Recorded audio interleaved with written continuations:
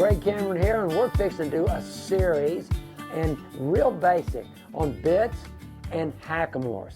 How to use them, when to use them, and when to change. Hey, this will be useful information, and I'm going to keep it simple so that you'll be able to really understand it and put it to use in your program. That's coming up, and you won't want to miss it.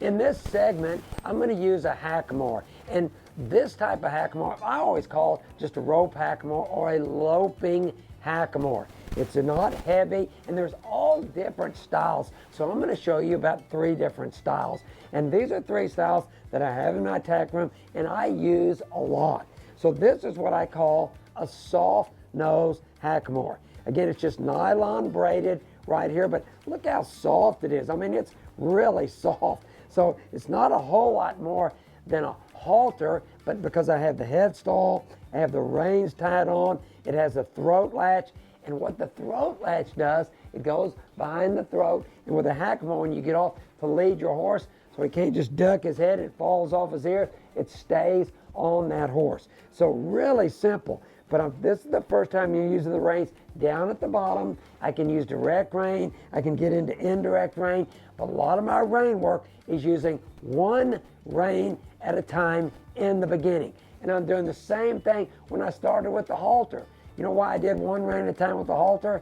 Because I only got one rein. So I threw leading to the right, throw it over his neck, led him to the left.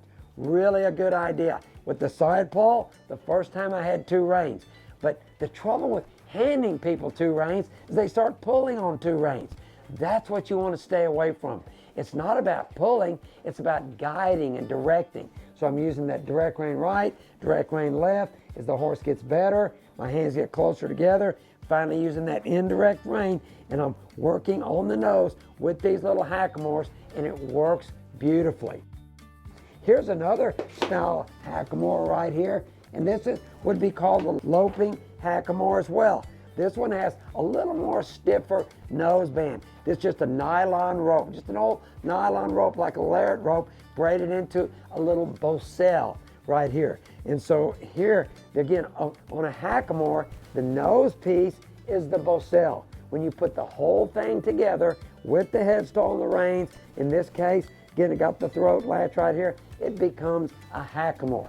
A lot of these are Spanish terms, you know, and hackamore comes from the Spanish word hakima, so the hackamore. So this is actually the hackamore I use to win rode the horse.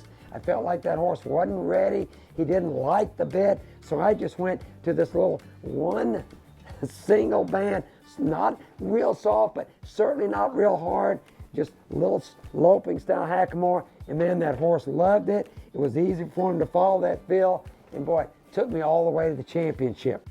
One more on hackamore here, and this is just a different style of hackamore, but it's still a loping hackamore.